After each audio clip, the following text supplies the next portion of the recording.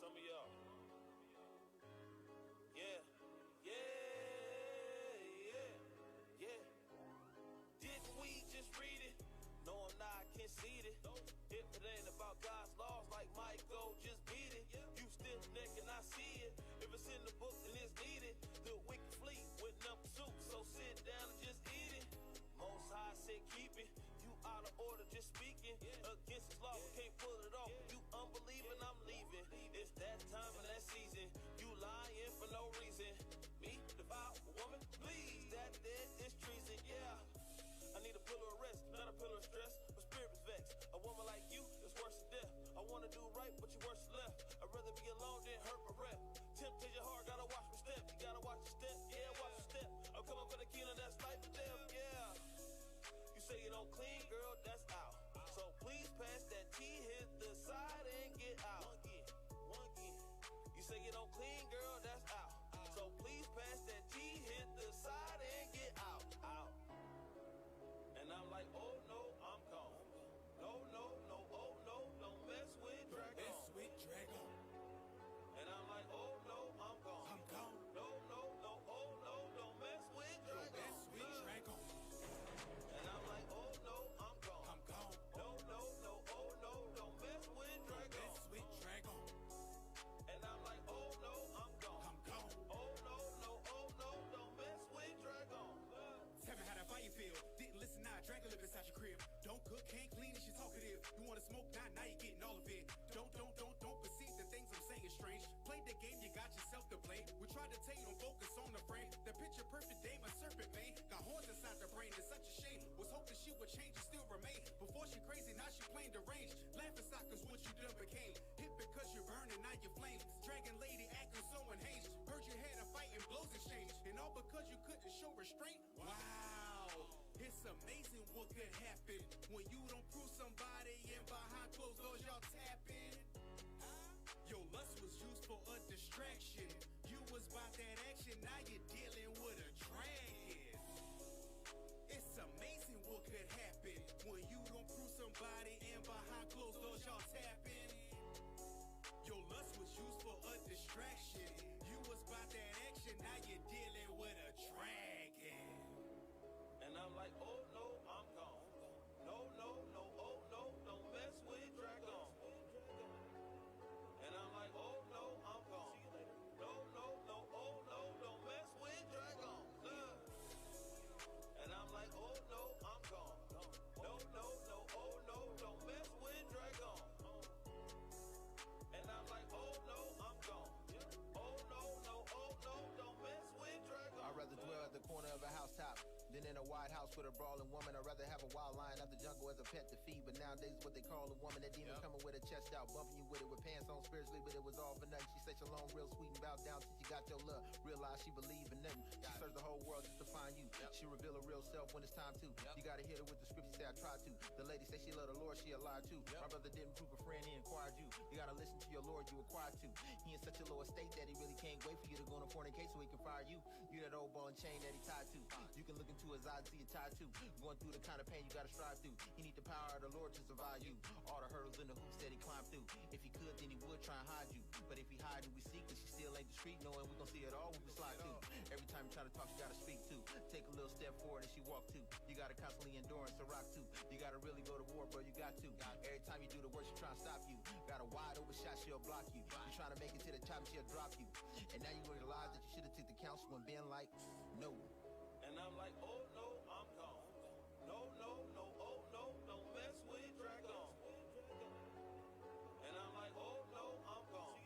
No, oh no, don't mess with Dragon. And I'm like, oh no, I'm gone. No, oh no, don't mess with Dragon. And I'm like, oh no, I'm gone. Oh no, don't mess with Dragon.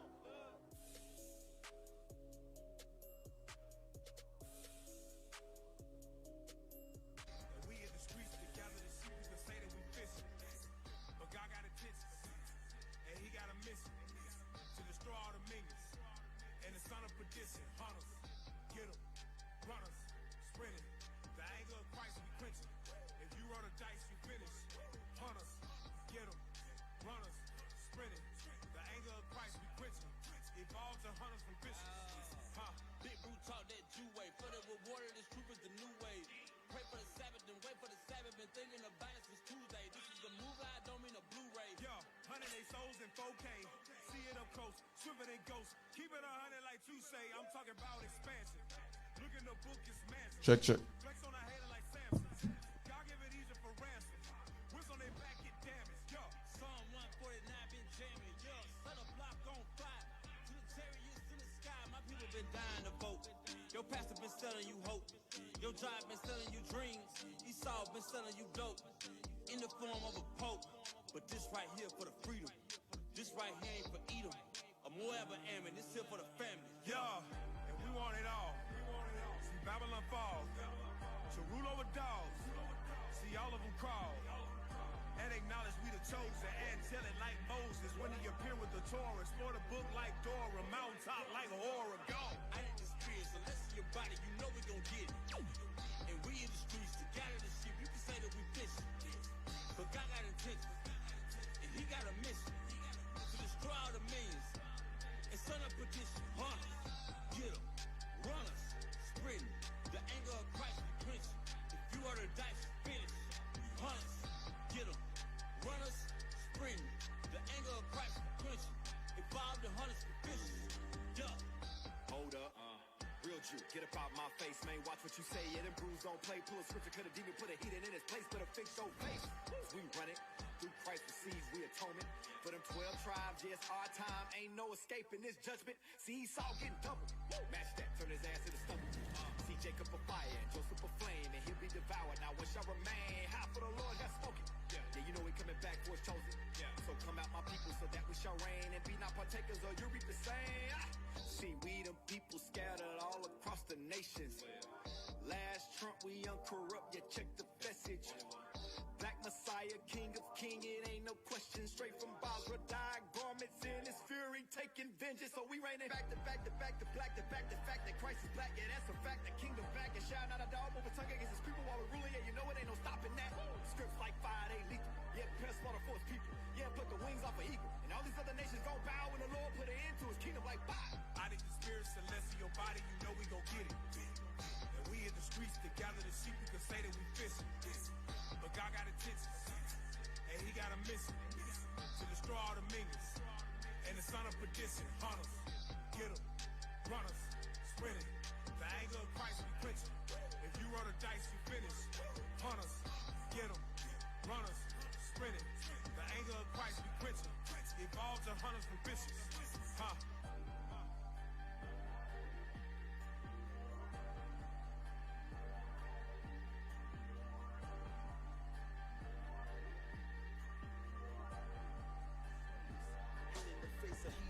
Shakes, the sky crack, earth crumble and quake. You can run, but surely ain't no hiding up under your bed, begging the rocks to fall upon them, cause they rather be dead. Everything you deserve, you really gon' get. Feel me? That's that payback from way back. That righteous recompense is the take back of every single sin. I'm over here dripping in. Oh, let's shalom, Israel, Most High Christ bless. I'm Officer Jeraham, and I got my readers.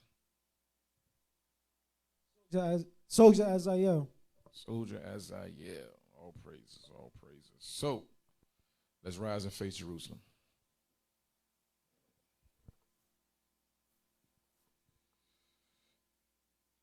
Just the book of Psalms 25, verse 1. Unto thee, O Lord, do I lift up my soul. O my God, I trust in thee. Let me not be ashamed. Let not my enemies triumph over me. Yea, let none that wait on thee be ashamed. Let them be ashamed which transgress without cause. Show me thy ways, O Lord. Teach me thy path. Lead me in thy truth and teach me, for thou art the God of my salvation. On thee do I wait all the day. Remember, O Lord, thy tender mercies and thy loving kindness, for they have been ever of old. Remember not the sins of my youth, nor my transgressions. According to thy mercies, remember thou me for thy goodness' sake, O Lord. Good and upright is the Lord, therefore will he teach sinners the way. The meek will he guide in judgment, and the meek will he teach his ways. All the path of the Lord are mercy and truth unto such as keep his covenant and his testimonies. Redeem Israel, O God, out of all his troubles. O Heavenly Father, we pray for all those who travel amongst us to watch them and guide them in their path. I pray in your name. Amen.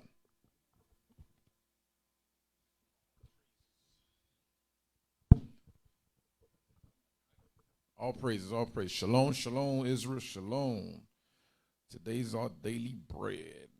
All praises. Title of the class is A Revolutionized Nation. A revolutionized nation. So we're going to get right into it. Give me that Ephesians. Read that Ephesians for me. Ephesians 6 and 12. Ephesians chapter 6 and verse 12. For we wrestle not against flesh and blood, but against principalities, against powers, against the rulers of darkness of this world, against spiritual wickedness in high places. So Paul is telling us we wrestle not against flesh and blood, meaning the battle, the war we at currently right now is spiritual. That means communication through billboards, television, any form of unphysical, aspects is all a spiritual thing. So it's going to be hard to see it. You might, some of us, we might not even know we're being attacked spiritually. Why? Because it's something that we're not accustomed to. We're typically accustomed to something that's tangible, like something you can touch, feel, or all those things. And read it again. For we wrestle not against flesh and blood, but against principalities, against powers, against the rulers of darkness of this world, against spiritual wickedness in high places. Spiritual wickedness in high places. Now, it's so much levels to this verse, but I'm not going to get deep into it. But give me that definition in revolutionized. Let's look up the word revolutionized. Look up the word revolutionized. He says spiritual wickedness in high places. This is why we must be revolutionary. Because if we don't, and you can't do it alone. It got to be a nation involved to do it. We got to come together. Look up the word revolutionize before I start. Revolutionize, change something radically or fundamentally. Read it again. Revolutionize. Revolution. Revolutionize. Yep. Change something radically or fundamentally. Okay, now click the arrow, similar. Go down to your right, all the way to the right. Keep going to the right, that arrow right there. Click that. There you go. Now let's read some of those. You got read down transform. Transform. Transfigure. You got shake up. You got stir up. Restructure. Reorganize. Okay. Reform. Reform. Reshape. Reshape. Okay, I don't see what I'm looking for. Let me see. Click down. Is that Google? Well, mine's out here. I see it says, I'm going to send you this one I got right here, soldier. And send that to the IT. Send that to the IT. Forward that. Because I want to look for a specific word and similar I don't see here, but when I looked it up, I seen it. Stir up, remote, transform. Okay. You got it? Put the one I just sent you, the snapshot I just sent you.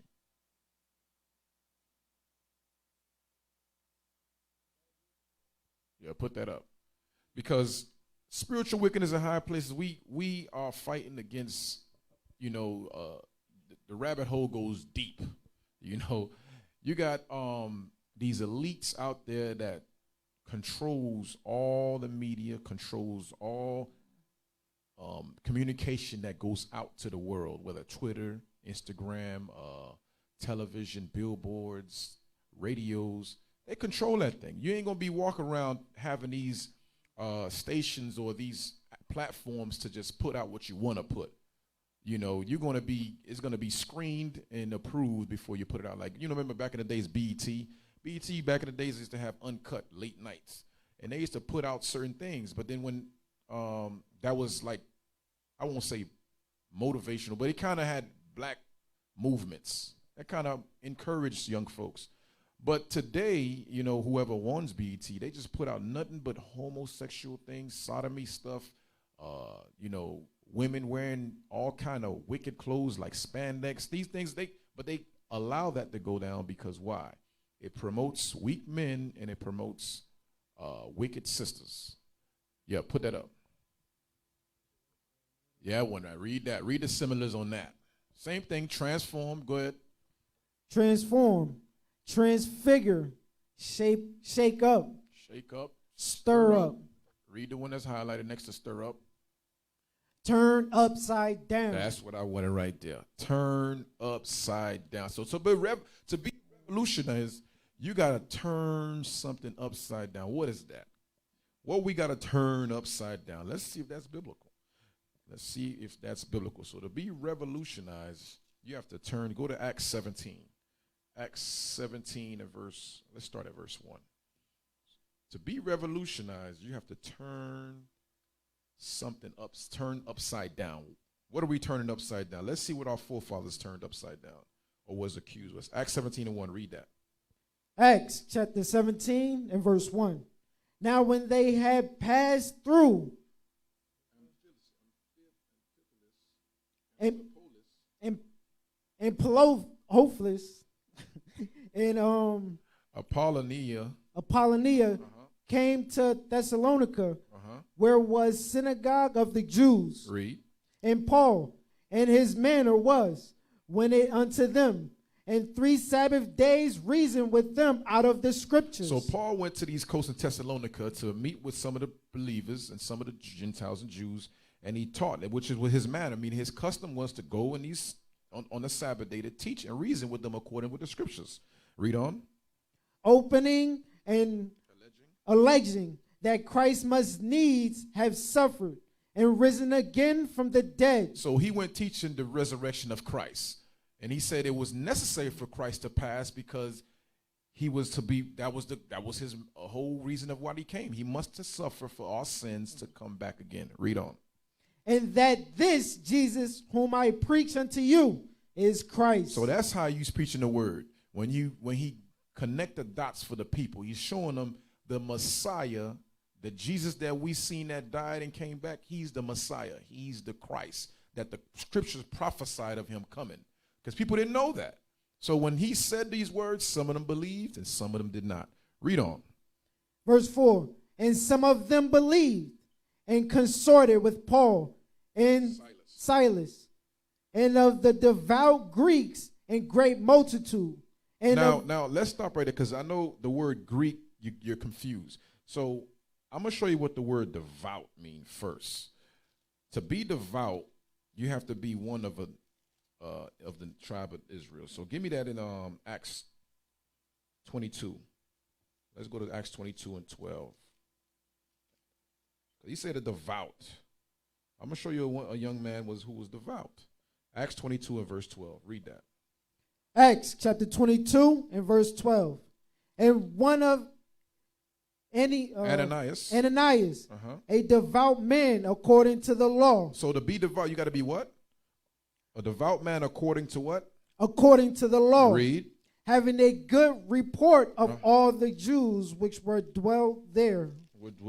Now, like I said, devout is someone who keeps the laws. Now go back to what we was at, Acts 17. I think it's verse 4. Acts chapter 17 and verse 4. And some of them believed and consorted with Paul and Silas, and of the devout Greeks a great multitude, and of the chief women not a few. Not a few. Now give me 2 Maccabees 4 and 13. Let's deal with the word Greek. So now to be devout, you got to be one according to the law who keeps the commandments. So now let's deal with Greek, because it ain't talk about another nation. We're talking about those Jews or those Israelites that was scattered in these areas, which is currently in Thessalonica. Read 2 Maccabees 4 and 13 for me. 2 Maccabees chapter 4 and verse 13. Now such was the height of Greek fashion, and increase of heathenish manners through the exceeding profanation of Jason, Profaneness of Jason, read. that ungodly wrench, and no high priest, that the priest had no courage to serve any more at the altar, but despising the temple and neglecting the sacrifices. So these Israelites that was despising their own customs and laws and the commandments desired to be as Greeks, because they desire to be Greeks. I mean, that's what we're showing you, what the Greeks go into when you see the word Greek in the New Testament. This is the connection when you read in the Apocrypha, the connection to what are the Greeks and Gentiles and strangers when you sometimes read in the New Testament. We're showing you here that our Israelites were called Greeks or Gentiles, so on and so forth. But this one specifically was Greeks. So that's why we're reading here in the history of where they got the name or the term, because they desire to be as the Greeks. They assimilated. And that's what we're reading here. Read on. Hasten to be partakers of the unlawful allowance in the place of exercise. You see that? They hasted, they hurried up to try to, you know what, we want to be like the heathens. We want to be like the real Greeks. We want to fit in. How do we do that? We got to act like them. We're going to start doing certain sports. We're going to create certain attires, certain customs that they do. We're going to follow that. But for you to do that, you got to leave behind your forefathers' customs, like Sabbath day, new moons, dedication. You're going to start keeping their holidays, or pagan holidays, I should say. Read on. After the game of discus. There you go. So this is one example. The game of discus, read. Called them forth. That's your Olympics today. So they desire to join these Olympics and these sports. Why? Because they wanted to be exactly like the Greeks. Read on. Not setting by the honors of their fathers. This is the point. Read. But liking the glory of the Grecians best of all. To the point where they wanted to call themselves Greeks. They didn't set the honors of their fathers. Instead, they liked the glory of the Grecian best of all. Best meaning better than what they customs of their fathers taught them. They put that behind them. Now go back to Acts 17. Now we know what devout is. Now we know what the word Greek is going into. Paul wasn't going to teaching no Roman, the literal Greeks. He was teaching those Jews or Israelites that were scattered in those quarters. But they called themselves Greeks. So don't let that fool you. Acts 17, go back to verse 4 and read it again. Acts chapter 17 and verse 4. And some of them believed and consorted with Paul and Silas, and of the devout Greeks a great multitude. That's why these certain terms that Paul is using in the scriptures is devout Greeks. These words are words to let you know these are talk about Israelites. Read on. And of the chief women, not a few. Now, you see that point right there? Letting you know to be revolutionized it involves the women. And that's what he's showing you here. Some sisters believe as well. So I'm showing you where it was not just the men. You women are included in this walk, and you are included in the term of being revolutionized. Read on. But the Jews which believed not, moved with envy, took unto them certain lewd fellows of their baser sorts, and gathered a company, and set all the cities on an uproar. They set all the cities on an uproar, going into what Paul was teaching caused an uproar. Read. And assault the house of Jason. To the point where they attacked the house of Jason looking for Paul and his companions. He was looking for him like, yo, where's this guy that caused the confusion, which was not a confusion because he came teaching the resurrection of Christ. But they took it as to be confused because it was messing up their seats, their status they had amongst the people in Thessalonica. So they chose to, we got to get rid of these dudes. They messing up our money. So they said, well, we need to go find these dudes and bring them to the rulers or cast them out of our city. Read on. And sought to bring them out to the people. So the them is talking about is Paul and Silas, I believe. Who was with Paul? Let me see. Paul and those who was with him. He said they sought, Paul and Silas. They went to Jason's house to look for Paul and Silas to get him, to bring him out to the people to either beat him or bring him before the rulers or kick him out of his town because they caused the confusion. They caused people to believe in what he came to teach. And they didn't believe in that doctrine, which is the true gospel. Read. And when they found them not, they drew Jason, a certain brethren, unto the rulers of the city, crying, these that have turned the world upside down are come hither also. You see that? These are, they couldn't find Paul and Silas. They slipped away. They say, man, we're going to take Jason and those other brothers that's in this house. We bringing them before the rulers. And they said, these men right here has turned the world upside down. That's revolutionized. Now go back to the definition. Now go back to that clip, the definition. And read that word again and show me the synonyms. The similar. You know, Esau know a little something. You look up the word revolutionize, you see in the similar is going into turning something upside down. So what are we showing? We prove what we turning upside down? The world. The world of Israel is being turned upside down. Read revolution. Read that. Some of the similars. Read the similar again. Transform. Transfigure. Shake up. Shake up. Stirred up. We're stirring up the people. Because now we got the people believing one thing, but then we saying, nah, Christ is resurrected. And this Christ we talk about is the Jesus you seen got crucified before you. They're like, what? That's Christ? He walked amongst us? You talking about Joseph's son? Yeah, that Jesus right there, he's Christ. He's the people. He's what Moses, Elijah, Isaiah, he's what the prophets has prepared us and prophesied saying for to come. Read on. Turn upside down. Turn upside down. So the Jews on the Jews who did not believe when we read in Acts 17, who brought the Jason and certain of the brethren to before the priests and the chief priests, saying these are the dudes that turn the world upside down. These are dudes are revolutionizing us. We don't want to go back. We don't want to believe in that. We want to keep our status and our seats and our fortune. What we received from the rulers of that land. So let's go back. Go back to Acts 17. Now we got that. Let's look up the word nation. Let's see. Now we got revolutionized. Let's look up the word nation. Look up the word nation.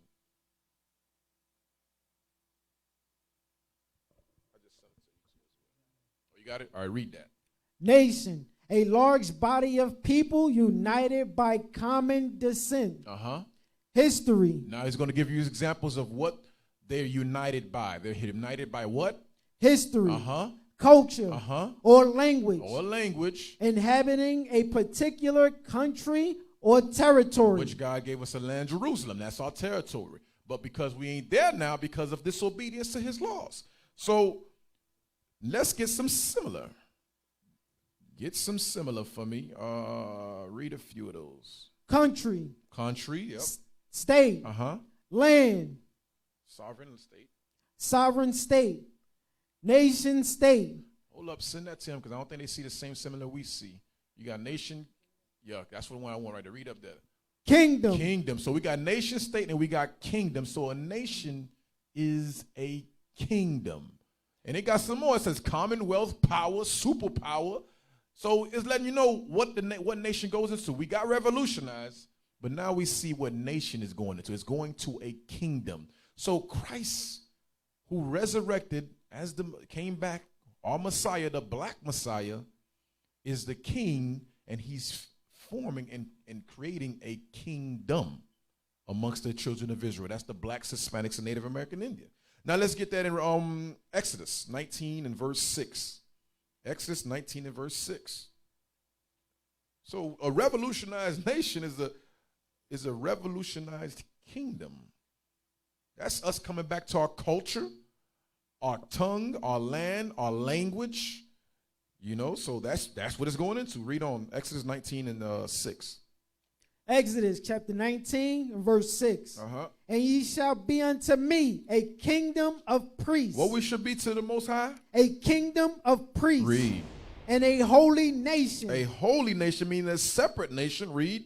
These are the words which thou shalt speak unto the children of Israel. They get very possessive and personal and specific. It ain't talk about everybody on the face of the earth like you Christians like to put out. You thinking Christ came for everybody. You thinking, let's get that in the New Testament, because maybe they're like, oh, that's Moses. Revelation 1 and 6. It just dawned on me. Like, you know what? They might say, well, that's Moses said that. Now Christ came. We got a new commandment. Okay, well, let's see if it changed. Revelation 1 and 6. Revelation chapter 1 and verse 6. Because Moses told us we should be kings and priests and a holy nation, kingdom of priests. Read that. Revelation chapter 1 and verse 6. And have made us kings and priests unto God and his Father. And to him being glory and dominion forever and ever. So to be a kingdom and priest, we got to be a kingdom. So because Christ came to form us to be kings and priests. So go back to that definition again and read that again. Nation.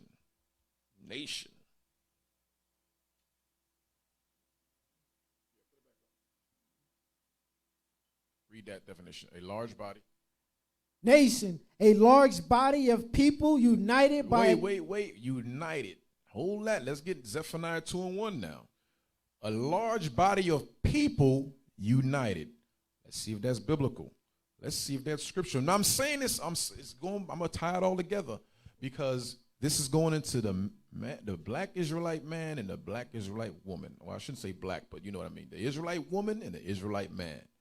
We got to be united. United. That's a nation. A nation, you can't have a nation without women, wives. It's one-handed. Like Bishop always say, we came here on the boat together, and therefore we're going to leave together. Read that. Zephaniah 2 and 1. Zephaniah chapter 2 and verse 1. Gather yourselves together. Read. Yea, gather together, O nation. Oh, what? O nation. Read. Not desired. Letting you know we are a nation. And to be a nation, we got to unite in culture, history, what did it say? Language, customs, and what is that? The Holy Scriptures, God's laws and commandments. That's what we got to unite in. We got to come together, because I think Bishop always say, his elder used to say the term nation time or nation building. So we got to revolutionize under these commandments and these commandments. So now, give me First Maccabees, because I'm going to show you what the men's role when it comes to revolution. I'm just going to show you certain levels of it, and I'm going to stay at this one level. There's many levels in being revolutionized, but I'm going to show you one level, because we're going into nations, so that means I'm going to deal with the generation. I'm going to deal with the kids. The kids, they're involved in this as well. First Maccabees 2, and let's start at verse 1. Let's deal with the kids. First Maccabees 2 and 1. Read that when you get it. First Maccabees chapter 2 and verse 1. Read. In those days rose Mattathias, the son of John, the son of Simeon, a priest of the son of Joarib, from Jerusalem, and dwelt in Morden. Yeah. Read. And he had 5 sons, Johanathan, called Caddis, Simon, called Thaddeus, Judas, who was called Maccabeus, Eleazar, called Aviram, and Jonathan, whose surname was Apphus. Read. We're going to verse 7. And when he saw the blasphemies that were committed in Judea and Jerusalem, he said, woe is me. Wherefore was I born to see this misery of my people and of the holy city, and to dwell there when it was delivered into the hand of the enemy, and the sanctuary into the hand of strangers? So Mattathias like, woe is me. Why would I have born in a day to see the misery of my people? This is the spirit we got to have being in this captivity. We got to look at the atrocities of what's taking place amongst our nation, the unfairness, the racism, all these things we got to take into account. And you know why? Because give me that, hold that, we're going to come back to that. It made me think about it. Give me Ezekiel, because Ezekiel 9 and 4. We got to have that spirit our forefathers had, where we got to like, yo, why are we going through what we're going through? We got to question life. You know, it's a reason why we're going. Once you start questioning that, you're going to start getting answers, and you're going to run into the right people to give you those right answers to understand why we in the state that we are in. Read verse 4. Ezekiel chapter 9 and verse 4. Uh-huh. And the Lord said unto him, go through the midst of the city, through the midst of Jerusalem, Read. and set a mark upon the foreheads of the men that sigh, and that cry for all the abomination that be done in the midst thereof. So the point I wanted was the one that sigh and that cry for all the abominations that be done in the midst thereof. Then done in the midst of what? In the midst of Jerusalem. You just read it. He said, and the Lord said unto him, go there through this midst of the city, through the midst of Jerusalem, which is a people. Go amongst your people and see what's going on. He's saying set a mark, meaning that laws and commandments, meaning teach this word to seal them. Those who sigh and cry. This is an example we read in this First Maccabees. That's what Mattathias was doing. Read that again. It's First Maccabees 2 and verse 7. Him saying, woe is me, and him sighing and crying. Yo, what's going on? All this abomination taking place. You know, we see people sacrifices of swine flesh today. What do we do? What do we sacrifice to? We go to the Christian church. You're set up, you're worshiping a pagan deity. A god, Caesar Borgia. He's not even a god, he's an idol. All these Christian churches, these religions that we going out every Sunday to blast, that's us sighing and crying. Get out of there. The day is at hand. Captain Mattathias pulled out a class recently, I think past Sabbath. He called it, we only few days left. That's what we have. You know, that's a heavy point he was coming out. Read that again in verse 7. First Maccabees 2 and 7. Yeah, start at verse 6. You can start. First Maccabees chapter 2 and verse 6. And when he saw the blasphemies that were committed in Judea and Jerusalem. Getting very specific. He ain't talking about all over the face of the globe. We talking about specifically a people, a united people that should be united, but we're not united. Why? Because we're loving the glory of the Grecians, which today the Grecian would be America, the so-called white man. We're loving their glory. We want to be the football players and the basketball players. We're doing the same thing they was doing back in Greek. Same thing they was doing back in Rome. Same thing they was doing back when we was in Assyria. When we was in, what else? Babylon. Same thing. We always, every captivity, we love the fashions of the heathens more than our own customs that was given to us by the Lord. Read. He said, woe is me. Wherefore was I born to see this misery of my people and of the holy city, and to dwell there, when it was delivered into the hands of the enemy, and the sanctuary into the hand of strangers? In the hands of strangers. Jump down to verse 27. Verse 27. And Mattathias cried throughout the city with there he goes, sighing and crying. So Mattathias sighed and cried throughout the city. Read. With a loud voice, saying, whosoever is zealous of the law. We just read that in Ezekiel. He said, go and set a mark on them who sigh in that cry. And what's that mark? Read that word again. Read it again. Whosoever is zealous of the law. Read. And maintaineth the covenant, let him follow me. Read. So he and his sons fled. And who? And who? He and who? He and his sons fled into the mountains. Read. And left all that ever they had in the city. Read. Then many that sought after justice and judgment went down into the wilderness to dwell there. Now remember, he said him and his sons and many others. Let's see if women were involved. Read. Both they and their children and their wives. And their who? And their wives. Read. And their cattle, because affliction increased so upon them. That's revolutionary. They dropped what they had to go into the mountains to basically take it back to the drawing board so we can go ahead and fix and rebuild the kingdom, the nation.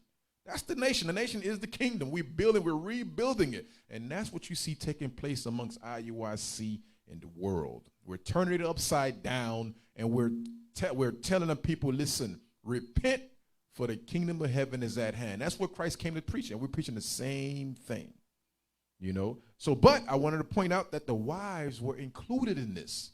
And the wives have a major role because they're over the next generation, meaning the children. I'm going to show you that. I'm going to show you that as we go on and what that entails. That's verse 30. Okay, now let's go to the law. Remember, it says they fled to the mountains, and their sons and their wives and others of the nations. I just wanted to show you. Now go to Deuteronomy 6 and start at verse 1 and read down. We're going to read down to 7. Deuteronomy 6. Deuteronomy chapter 6 and verse 1.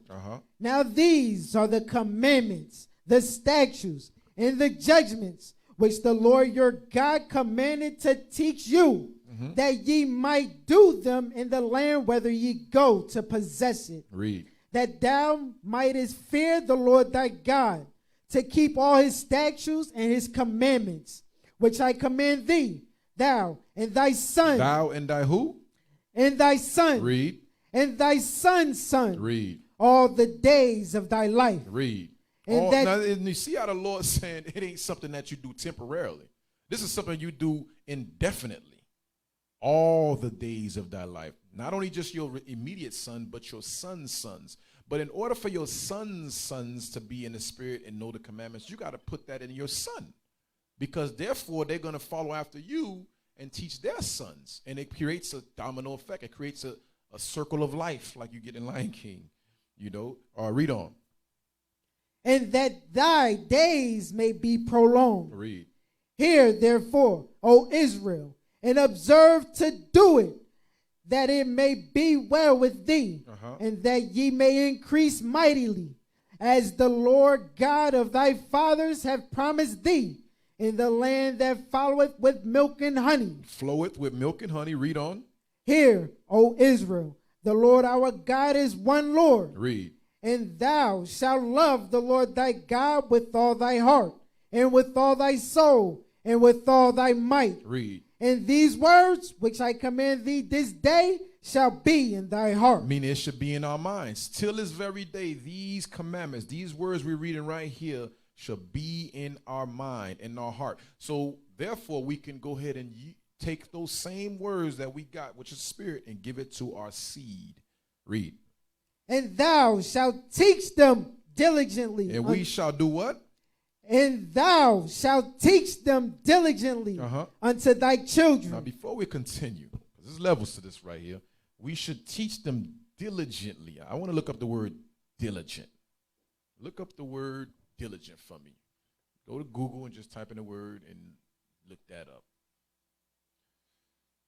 Because the Lord told Moses to tell the children of Israel to teach what I'm telling you unto your children diligently. Let's look up that word. What we got here? Read that for me. Diligently. Diligent. Having or showing care of consciousness in one's work or duties. So it's a duty for us, not an option. It is our duty to teach our children diligently. Read on. Industrious. Industrious. Read. Hard work. Read. What do we got? Ascetus. Ascetus. Conscientious. Conscious. Peculiar. Particular. Particular. Rigor. Well, skip some. Go to the ones you can read. Active. Busy. Read. Driven. Go to the committed. Word preserving. I like that. Consistent. You got constant and you got preserving. Go to the word preserving right there. Click that. I like that word. Preserving. Now read that. Go to the first one. Read the first one. Continuing in the course. Preserve. Continuing in a course of action despite difficulty or delay in achieving success. Now read the next one. Continue in a course of action even in the face of difficulty or with little or no prospects of success. So to teach someone diligently, regardless of stumbling blocks or trials you're going through, you are still to endure in that teaching. That's what we're saying here. He says that's what preserve you mean it. So to diligently teach your children is to preserve your children. Because when you teach them, you're preserving them. That's what we're going into. Now go back to the scriptures, Deuteronomy 6. Now we know what diligent is. Diligent is something that's preserving. You got to preserve your children. How do you do that? You teach them the laws and the customs of your fathers to preserve them. Read verse 7 again. Deuteronomy chapter 6 and verse 7. Uh-huh. And thou shalt teach them diligently unto thy children. Read. And shalt talk of them when thou sittest in thy house. Now he's giving you when you're supposed to do it. When you what? Sittest in thy house. So when you sit around the house, you are to teach your kids. You might be walking past a television show and you might see something on a TV that's unlawful. That's an opportunity to teach. You know, Maccabees, let's say your son named Maccabees. Maccabees, you know the law, you know what the law say about that. This is you sitting in your house randomly just chilling, and something came across the TV show. Let's say it's a cartoon you kids watching or something, and you see a woman in pants, but she's the headliner of it. Let's say, like, I know there's a lot of sisters like that, they kids watch Akili. Akili, I don't know if y'all know. Y'all got kids, y'all know what I'm talking about. Akili. You know, she walk around, little black, little cartoon character, walk around, might put on pants. You know you're not supposed to put on pants. You know what the law said about that. That's you sitting in your house teaching your kids. Read on, next line. And when thou walkest by the way. And when you walkest by the way, you walking by. Walkest by the way, you might be running errands. When you go run errands, go to Walmart, or I don't know, some sisters like to go to fresh markets or Whole Foods. I don't know, Aldi's, or you going to the bank. When you walkest by, your kid is with you, guess what?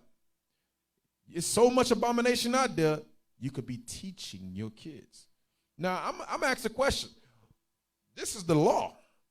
Doing this, I ain't going to say, I'm going to let it play on. Now, read the next line. I'm going to get to it a little later. Read on. And when thou liest down, and when thou risest up. So when you lie down before you go to bed at night, you send a prayer, you're teaching your kids. And then when you wake up in the morning. So now we got morning you teaching your kids, because we just read the last line, and when thou risest up. Now we go back to the top of the verse. It says, and thou shalt talk of them when thou sittest in thy house. So this is after waking up. So after you wake up in the morning, you sitting around the house, you teaching your kids. So now it goes into, and when thou walkest by the way. Now you got to run your errands. You got to go run your errands. You will leave the house with your kids, and you see this is a 24-hour period. This is what we going into. We go rise it up, sit in the house throughout the day when you walk around or run errands, and then when you lies back down. We're giving you a 24-hour period. Now, you got to act. Now, this is some heavy stuff. This is just Deuteronomy 6 and 7. We read it all the time. But at what point, I'm going to ask, I don't have no people in here, but at what point does it give us time to drop our kids at, I think Deacon Bishop Yallop call it cemetery schools or public or private schools? I don't see that in here. Now, I'm going to show you historically that our forefathers had our own schools. And meaning why? Because we taught our kids. So I don't see nowhere where it says we got to drop our kids at a public school. And this is going into my topic. Now, a lot of us might not have the means to do that because both parents work, but this is what a nation get involved in now. That's what a revolutionized nation now, because as a nation, you ever heard the term, how you say it? It take a village to raise a kid, something like that? Jacking it up. You ever heard that saying before? Why? Because that's what nation building is. It's not an individual process. It's a nation building, a revolutionized nation. So read it again as an entirety. I ain't going to cut you off. Read it straight through. Verse 7. Verse 7. And thou shalt teach them diligently unto thy children, and shalt talk of them when thou sittest in thy house, and when thou walkest by the way, and when thou liest down, and when thou risest up. When thou risest up. So Moses is telling us of a 24-hour period. How are we supposed to teach our kids? That math, reading, science, writing. First and foremost, the commandments. Teach them Judah, Benjamin, Levi, customs of our forefathers. Why do we matter of fact, give me Exodus 12. I remember it was Exodus 12. I think it's 12. Let me see. Let me look at it.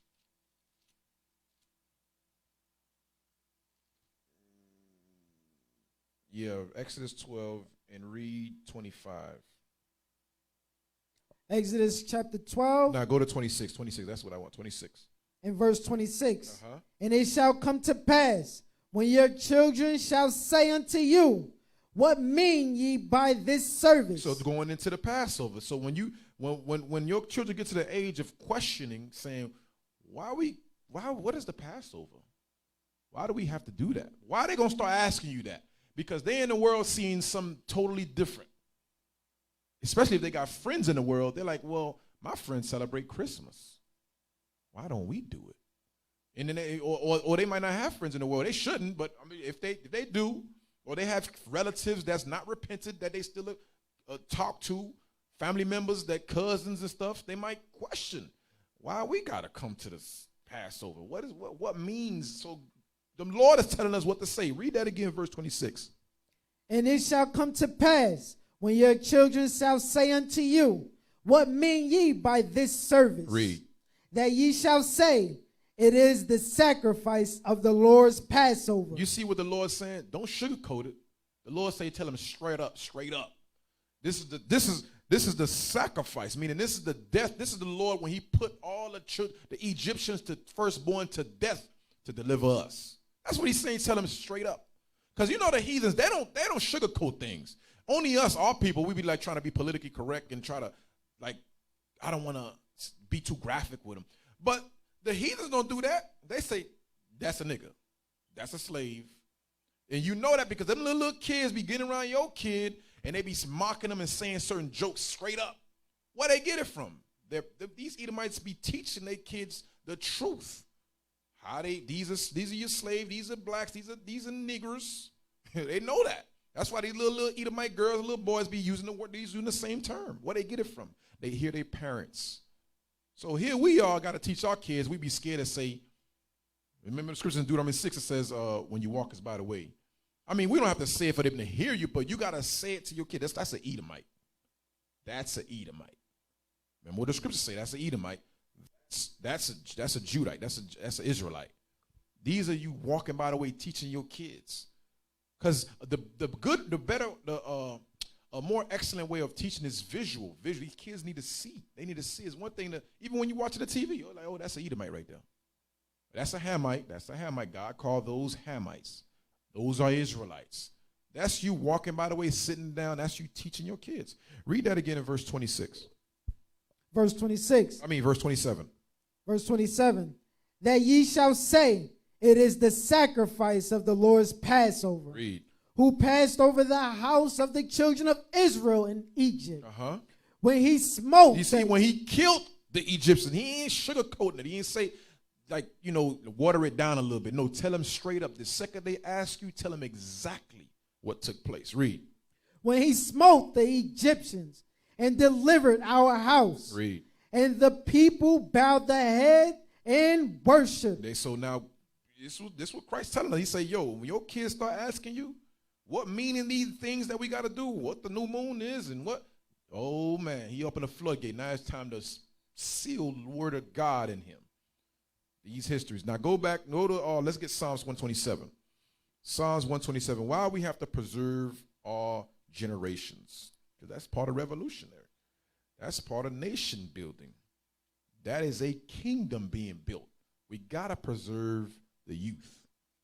Psalm 127 and start at verse 3. Psalms chapter 127 and verse 3.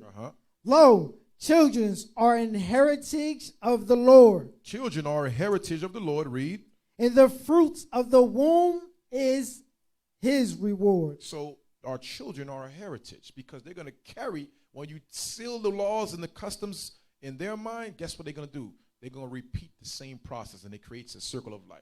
It creates that thing. So we can't sugarcoat it. We got to teach our kids when we rise it up, when we sit us on the way, when we walk us by the way, when we lies back down. That's a 24-hour period. Now go to Tobit 4. I'm gonna show you more. I'm gonna give you examples of our forefathers which did this thing. I showed you Mattathias. Now we go into Tobit chapter 4. And you sisters, you got a big role. Because, sometimes sisters say, what can we do? Like, we go into all these church blitzes and stuff. I think I heard a sister called in on Patient Saints this past Sunday. She said, like, what can we, like, do more? Like, as you prophets go out to risk your lives and teach the word, guess what? You can probably support, if you don't have kids, being a single sister, you can help sisters who do have kids and help teach. You can help, let me put my brick in that way. Let me preserve the young prophets. You see what I'm saying? So it's many things the sisters could do. You just got to come together as a nation and offer yourselves and your services to do. But you might, you know what I'm saying? All praise, drop the bomb. There's many things you could do. So that was a good question the sister called in the show and asked, what can we do more? How about you preserve or help those sisters that got multiple kids? Some sisters got 6 or 4 kids. You might have 1 or 2 or might not have 1. You could be able to help. Let me go help sister such and such. Help teach her kids while she homeschooling her kids. Because today we ain't got schools, but back then we did. I'm going to show you in the scripture as the class go on. But you can help homeschool some of these sisters, help some of the sisters that homeschool their kids. So there's plenty of things to do to help the nation. Now give me that in Tobit 4, verse 3. Start at verse 3. Tobit chapter 4 and verse 3.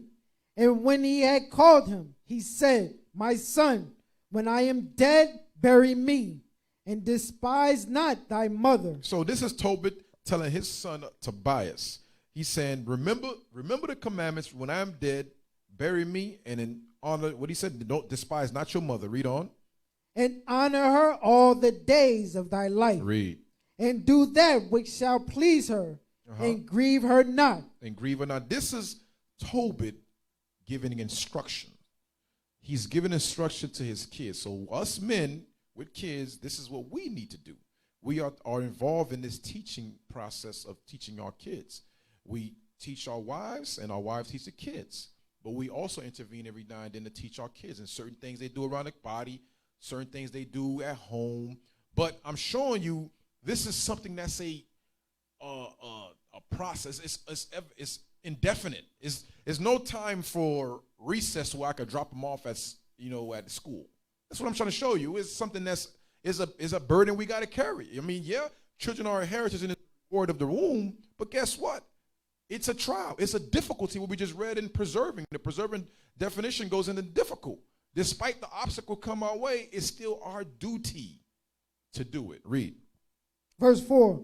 Remember, my son, that she saw many dangers for thee. Read. When thou was in her womb. So she carried you 9 months. She did a lot. She endured you in her womb 9 months. He says she saw many dangers. Read. And when she is dead, bury her by me in one grave. Read.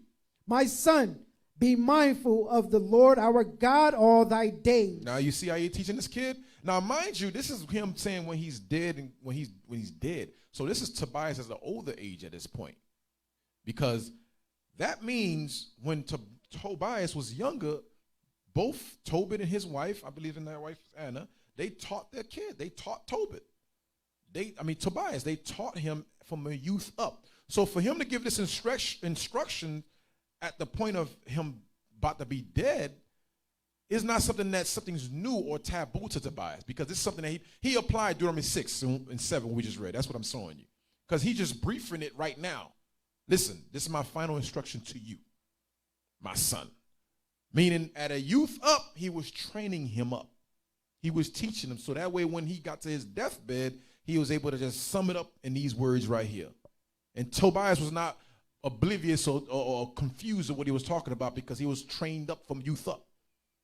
Meaning he was teaching him. He taught him himself. Now read verse 5 again. My son, be mindful of the Lord our God all thy days. Read. And let not thy will be set to sin. Read. Or to transgress his commandments. Do uprightly all thy life long, and follow not the ways of unrighteousness. Read. For if thou deal truly, thy doing shall prosperly succeed to thee and to all them that live justly. Now jump down to verse 12. Verse 12. Beware of all the whoredom, my son, and chiefly take a wife of thy seed, of thy fathers, and take not a strange woman to wife, which is not of thy father's tribe. For we are the children of the prophets, Noah, Abraham, Isaac, and Jacob. Remember, my son, that our fathers from the beginning, even that they all married wives of their own kindred. You see that? So he's giving them his history. He's telling them, listen, marry the wives of your nation. Don't go. Now, this is instruction from his father to his kid. Letting you know, we taught our kids. We taught them. And they was taught at a young age as well, not just at an older age. Let me look for something. Now, God, strength.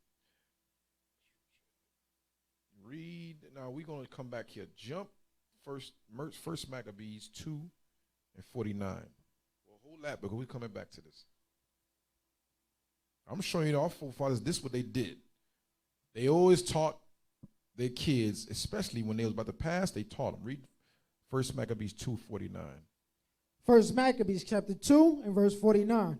Now when the time drew nigh that Mattathias should die, he said unto his son, now hath pride and rebuke gotten strength, and at the time of destruction and the wrath of indignation. Read.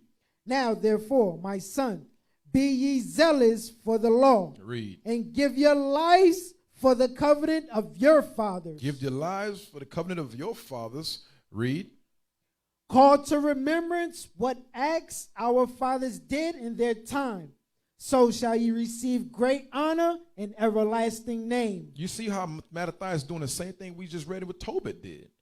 They was teaching, they was instructing their children, their sons, on what they should do after they depart and how to carry on what you've been being taught by us while we yet lived among you. That's what they're doing. They're just giving them that final instruction. It's not nothing new because they've been training them up. You know, they was applying Deuteronomy 6 and 7. That's what I'm showing. It's all going back to Deuteronomy 6 and verse 7. Read on. Was not Abraham found faithful in temptation, and it was imputed unto him for righteousness? Did not Tobit use reference of our fathers as well? He sure did. He used reference of our fathers, how our fathers continue on, and to what? To strengthen them. He used the term of our forefather Noah, Abraham, Isaac, and Jacob. When you read back in Tobit 4 and 12, he said they always in the beginning married wives of their kindred. So this Mattathias is him. He's doing the same thing. He's using references of what our fathers did, Abraham, Joseph, Phineas, and he's instructing his kids using examples of the scriptures. Read on. Joseph, in the time of his distress, kept the commandment and was made Lord over Egypt. Read. Phineas, our father, in being zealous and fervent, obtained the covenant of an everlasting priesthood. Now jump down to verse 64. Verse 64. Wherefore, ye, my son, be vigilant and Be valiant and show yourself men in the behalf of the law. Show yourself men in the behalf of the law. He's telling you how you're going to be a man. This is what makes you a man. When you consider and when you keep the commandments of God. Read. For by it shall ye obtain glory. That's where your glory comes from, because the joy of the Lord is our strength. So we get our joy, we get our glory from keeping the commandments, keeping these high holy days, keeping these feast days. That's where we get our glory. That's where we get our strength from. Read. And behold, I know that your brother Simon is a man of counsel. Give ear unto him always. He shall be a father unto you. Now he's giving you. Now he's training each and every one of his sons who's going to be what role when I'm gone. He says Simon going to be the counselor because he was a little wise. We're going to make him the counselor. He should be our father. And mind you, Simon was not the oldest, but the spirit he was rolling in made him fulfill that role and fit that role. Read. As for Judas Maccabees, he hath been mighty and strong, even from his youth up. Let him be your captain. So from the youth up, Judas used to be like a fighter. So he's like, yo, I'm going to make him the captain. He probably was a knuckle. He had a lot of fights back in the day, so he had that spirit. So now what Mattathias, she channeled that spirit into righteousness now. You know, so that's why he said, let him be your captain. Let him lead you to war. You know. All right, drop that. Give me Proverbs 22:6. Proverbs 22:6. What time it is? Let me speed up a little bit because I got a lot to bring out. What are we showing you? I'm showing you where a nation or a kingdom being built requires men and women together. That's the husband and the wife and then the children. And then the nation helps with that, you know. Proverbs 22:6. Proverbs chapter 22 and verse 6. Because Mattathias just said from a youth up, Judas Maccabees been this way. So same thing with Simon, same thing with a lot of our sons. We see a certain spirit in them and we train them. So we channel that with the scriptures and let them follow after commandment. We channel it in righteousness, in other words. Read that. Train up a child in the way he should go. Train up a child in the way he should go. Read. And when he is old, he will not depart from it. That's what we just read what Tobit did and Mattathias did. That's what we read. Our forefathers did this. They trained them up so that way when they get of old, they ain't going to leave behind the commandments. More than that? No, that's it. Okay, now let's go to Esther. Hold up. Let's go to Esther. Now let's get some sisters. Matter of fact, let me see. Before we go to Esther, let's get one more. First, let's go to 1 Kings. 1 Kings 2:2. I forgot about this one. Show you some more of our forefathers. This is what they did. 1 Kings 2 and start at verse 2. 1 Kings chapter 2 and verse 2. I go the way of all the earth. Read. Be thou strong, therefore, and show thyself a man. And show thyself a man. How do we do that? Read. And keep the charge of the Lord thy God. This is where Mattathias got it from. He like, man, our King David, this is what he did. So this is what he taught his King Solomon, his son. So he said the same thing. Read on. To walk in his ways. Read. To keep his statutes and his commandments and his judgments and his testimonies, as it is written in the law of Moses. Read. That thou mayest prosper in all that thou doest, and whithersoever thou turneth thyself. So letting you know, it's not like King David taught him that moment. This is something he was being trained up from the youth up. We just read it in Proverbs where he says you got to train him up on the youth up that he may go the way he won't waver out. He won't go to the left, no, he won't go to the right. He's going to stay firm, you know, because that's something you've been instilling in him since a youth at a young age. Meaning you had to homeschool, you had to teach your kids. You had to teach your own kids. We just read that going back to Deuteronomy 6 and 7, you know. So go to Esther. Now let's get some of the sisters. Esther chapter 4. Esther chapter 4. And it might be in verse 7. Yeah. I think it's in,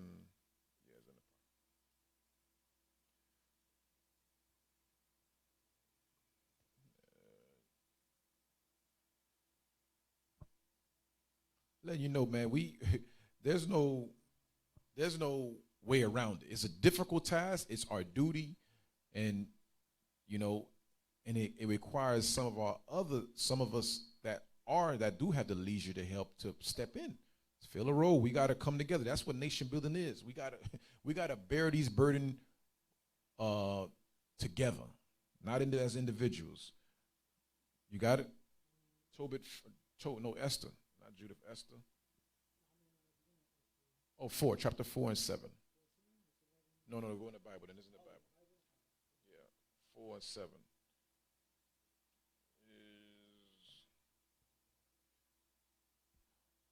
While we looking for that, I give you, matter of fact, yeah, you got it? Read that.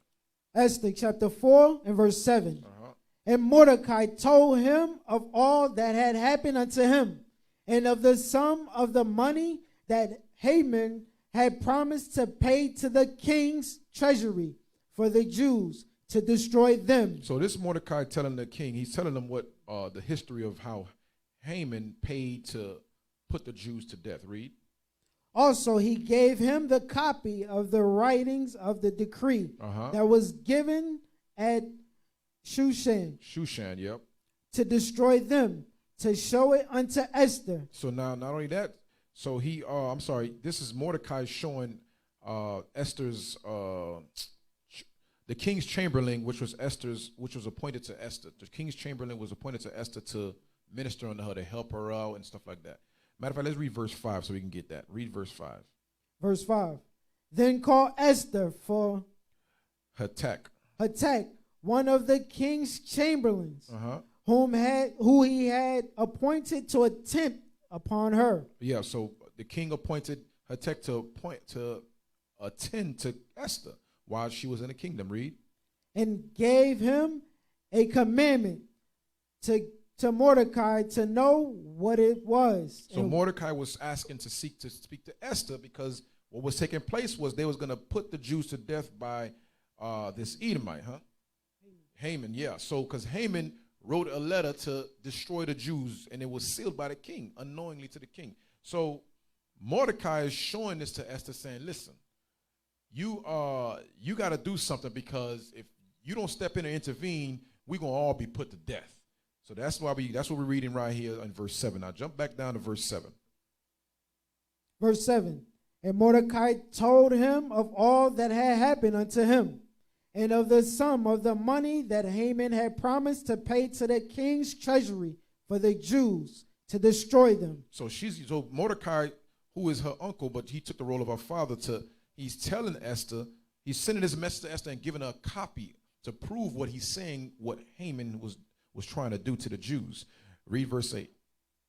Also, he gave him the copy of the writing of the decree that was given at Shushan to destroy them, to show it unto Esther, and to declare it unto her, and to charge her that she should go unto the king to make supplication unto him, and to make request before him for her people. You see that? So her role was for a reason. The Lord has set it up there for a reason. And sometimes we have positions we don't know why we're there, but it's sometimes, but you never know. It's for your nation. This is Mordecai trying to reel her back, say, listen, do this for your people, because your people about to get destroyed. Now jump down. We're going to read the whole thing. You can read the history, but jump down to verse 13. Verse 13. Then Mordecai commanded to answer Esther. Because Esther refused. She's like, listen, if anybody go before the king without being summoned, because remember, he said, go give this copy to the king. But she's like, yo, the king never called me up, and I can't approach him without being summoned, without being called. So that was fair. She's like, I'm not going to go, because if you do go without being summoned, you could be put to death. So now what Mordecai respond back to her, verse 13. Think not with thyself that thou shalt escape in the king's house more than all the Jews. So he said, don't think this judgment you see this copy I just sent you from Haman saying that he's going to destroy the king. Don't think you're going to escape from that same judgment, being that you're a queen to the king. That's what he's saying. He says, just because you're in the king's house, don't think you're going to escape from that. Read. For if thou altogether holdest thy peace at this time, then shall their enlargement and deliverance arise to the Jews from another place. Read. But thou and thy father's house shall be destroyed. Read. And whom knowest whether thou art come to the kingdom for such a time as this? You see what he's saying? He said, how you know that the whole purpose of you being the queen from the jump, it was not for this very moment right here. So this is a testament. Now, we don't read any history where Esther had kids, but for some of you single sisters, not single sisters, for some of you sisters with no kids, you have roles. We showing you that our foremothers had different roles not having kids, because we don't read it in the history where she had kids, but she still had a role in Israel. She still had ability. She could have done anything. For us today, you could help out sisters with kids. Meaning what? Because the whole purpose of Mordecai saying, you doing this for your nation. You might have a high profile job that you can use to help teach the nation and build other sisters up. You know what I'm saying? So it's different levels to nation building. So that's what I wanted to show you there. Now let's go to let's go to, I'm going to show you our sisters was involved in that. Go to Matthew 8. Matthew chapter 8 and start at verse 14. Matthew chapter 8 and verse 14. And when Jesus was come into Peter's house, he saw his wife's mother laid and sick of a fever. So what I wanted to show you there is that Peter had a wife. The apostle Peter had a wife. It says in Peter's house, and his wife's mother laid sick. So I wanted to prove that Peter had a wife. Now give me that first, or that book. I'm going to show you that there's another example of a wife. We don't read any kids on her behalf, but she was in the spirit. She was revolutionary. Get that book for me. Get the title first. Title of the book, and I want you to read that. Wait till you put it up. Let me know when you got it up.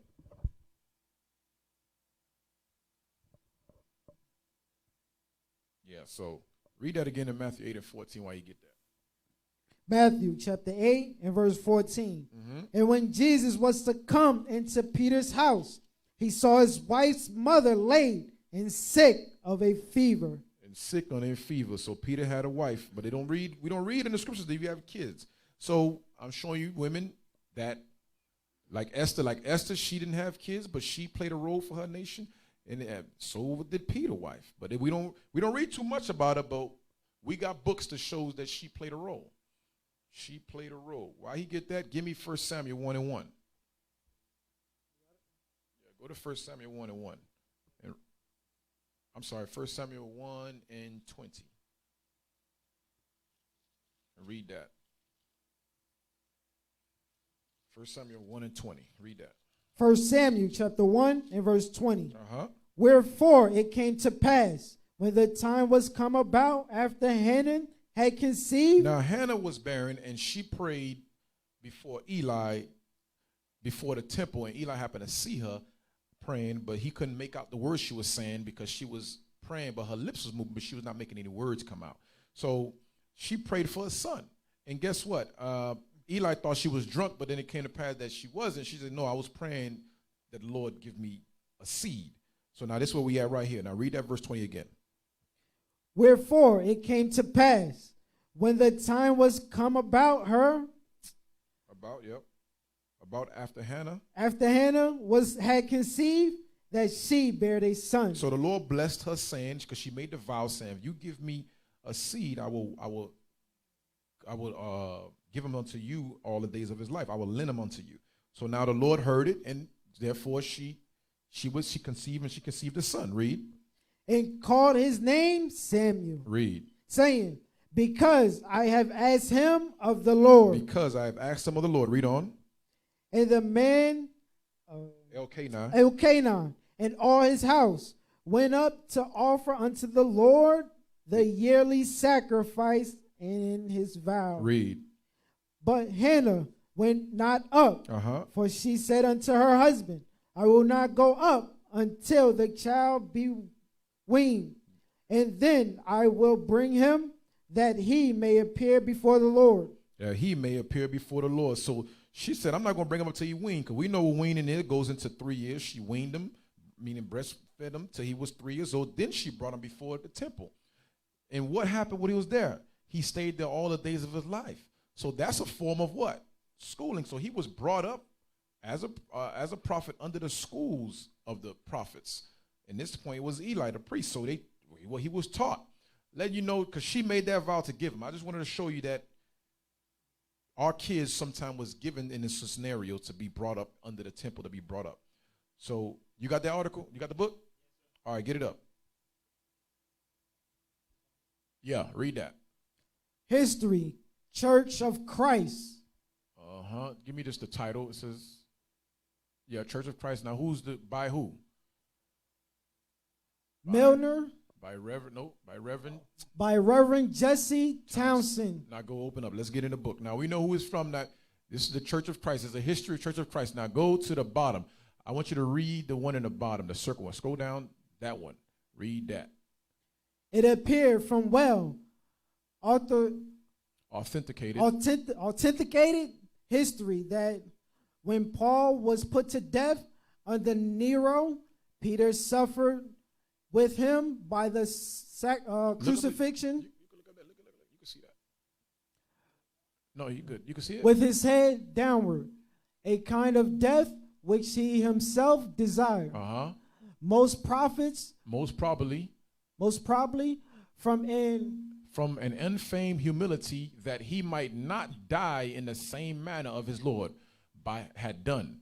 No, let me read it from the top again. It appears from well authenticated history that when Paul was put to death under Nero, Peter suffered with him by crucifixion with his head downward, a kind of death which he himself desired. So Peter said, I don't want to be crucified upright like Christ, my Messiah. Put me upside down. That's what he's saying. That's what down we're going to. A kind of death which he himself desired, most probably from an unfeigned humility, that he might not die in the same manner as his Lord had done. Peter's wife, now this is the point I want. Peter's wife, we just read in Matthew 8, Peter had a wife. Now this history. Peter's wife has been called to martyrdom a little before himself. He saw her led to death and rejoiced at the grace of God, vouchsafing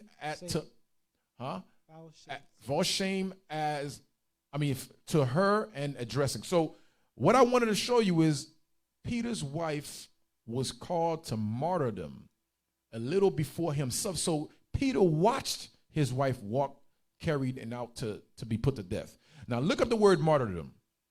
Look up the word martyrdom, so we can see what kind of wife she was to Peter. This was a revolutionized sister, so meaning she was down for the cause.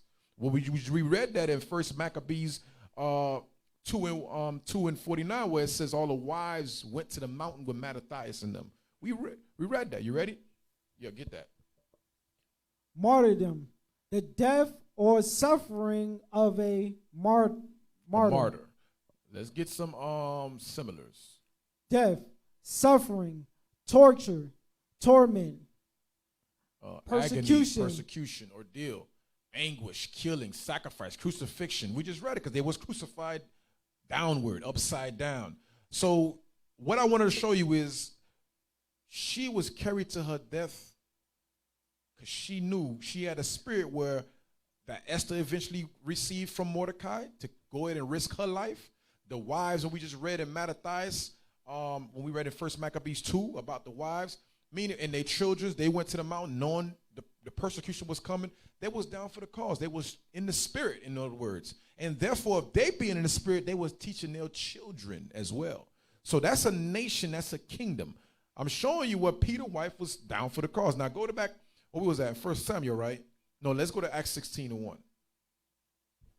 I'm going to show you some more women that was down for the cause. Acts 16 and verse 1, read that. We gave you Hadassah, which is Esther. We gave you Hannah. She was down for the cause, because what women going to give her kid and lend her to the Lord? Some of you sisters ain't built like that. I was like, man, y'all kids become your idols.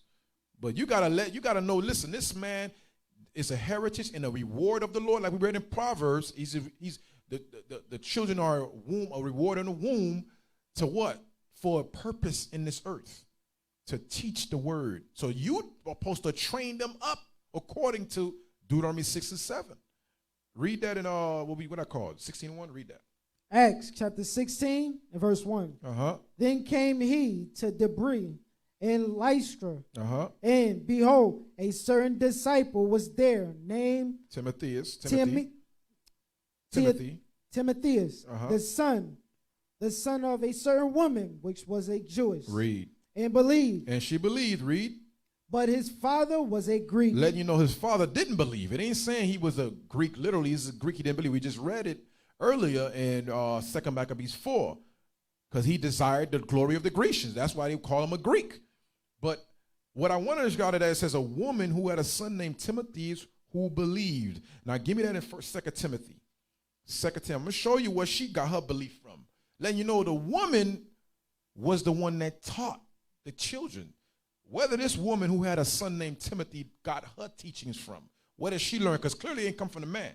Because he was a Greek. He didn't believe. Now go to 2 Timothy 2 and 1. 2 Timothy 1. I'm sorry. 2 Timothy 1 and 5. 2 Timothy chapter 1 and verse 5. Uh-huh. When I call to remembrance the unfeigned faith that is in thee, which dwelt first in thy grandmother Lois. And Whoa. You see that? First, he said, what Paul is saying, I found, read it again. When I call to remembrance the unfeigned faith that is in thee, which dwelt first in thy grandmother Lois. What dwelt first in thy grandmother Lois, read. And thy mother Eunice. And I am persuaded that in thee also. So read verse 2 so you can know who Paul talking to. Read. Verse 2. To Timothy, my dearly beloved son. You see that? So Paul is saying this letter is to you, Timothy. Now jump down to verse 5. Verse 5. When I call to remembrance the unfeigned faith that is in thee, which dwelt first in thy grandmother Lois. So Timothy's mother learned from who? Lois, her mother, which is Timothy's grandmother. Read.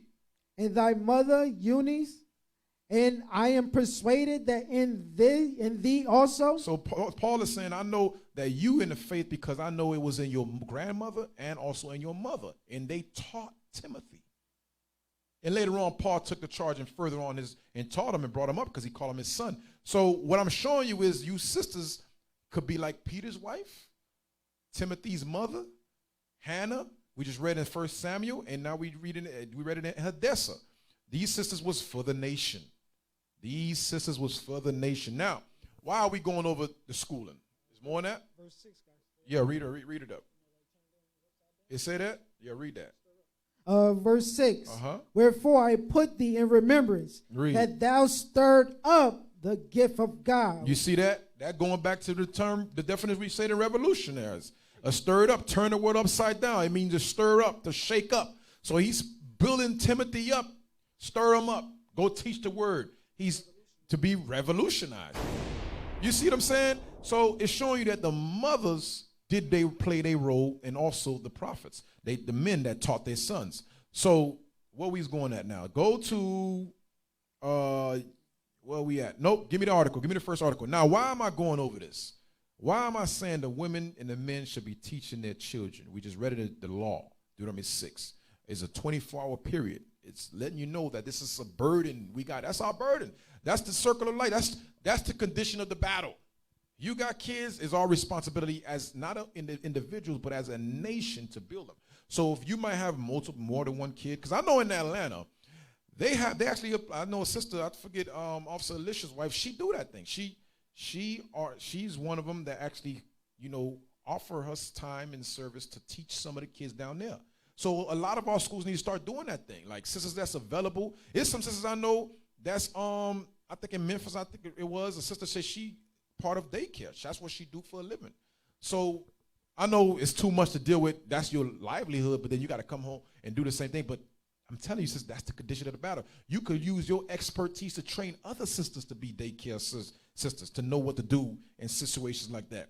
This is what, it goes back to Esther. Esther's role was to be the queen. She didn't know what the purpose was. She just went along with what Mordecai said to do.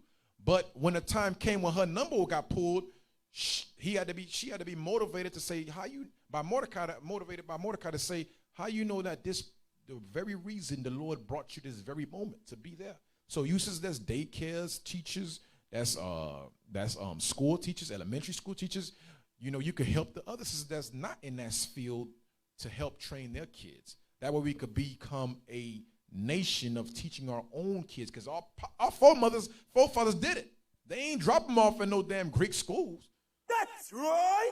You know what I'm saying? Get that first article. I'm going to show you what the Lord telling us spiritually why we got to do that thing. Yep. Read that. Sandy Hook School shooting, fast facts. This was in December 14. I know. No, read that. Go down. Read that. CNN. Here's a look at the Sandy Hook Elementary School shooting in Newtown, Connecticut on December 14, 2012. No, this was 2012. How long ago was that? About 10 years ago. This is a shooting that took place in Connecticut 10 years, not too far from here. Oh, yeah, we up north. So now let's see how many people got put to death. Read that. 6 adults and 20 children Uh-huh. were killed by Adam Lanza. Adam Lanza, killed by Adam Lanza. So now this was an elementary school. See, no, it wasn't no college. These are kids. I'm showing you why we got to get to the point where we got to revolutionize. We got to start getting to the point where we teaching our own kids, because right now the time, you see what's taking place in the world. This was, what, you said 10 years ago. Let's get some more. Now get the next article. Get the next article. I'm showing you a pattern of what's taking place in the world what we might not see, but let's bring it out. Give me the one in Stoneman Douglas High School. Marjorie, read that. Read the top. This day in history. No, the big black letters. Teen gunman killed, 17 injuries, 17 at Parkland, Florida High School. Now, this was in Florida. What's the date? Go on the top. What the date say? February 14th, 2018. So in February, that's 2018. So that's what? How long ago was that? That's a few, that's 7 years after the first one. I mean, 6 years. So 2012, it had Sandy Hook Elementary School. Now, this is a high school shooting. Who did that? I think it was Nicholas Cruz. Go back to the article. Nicholas Cruz. The first one was from Adam Lanza, and this one was from Nicholas Cruz. You see his name there?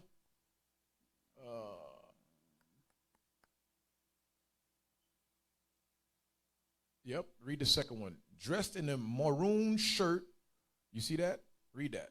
Dressed in a maroon shirt adorned with the school logo. Read. Nicholas Cruz exited his Uber outside the campus at 2:19 p.m. He approached the school wearing a backpack filled with magazines and carried a black duffel pack with his legal purchases. AR-15 semi-automatic rifle. So this guy Nicholas Cruz came to the school on an Uber ride and got out the car with a backpack full of magazines with an AR-15 in it. And he went to kill, how much? 17 killed, 17 injured. And this was known the most at this time, the highest school shooting at his time, back in 2018.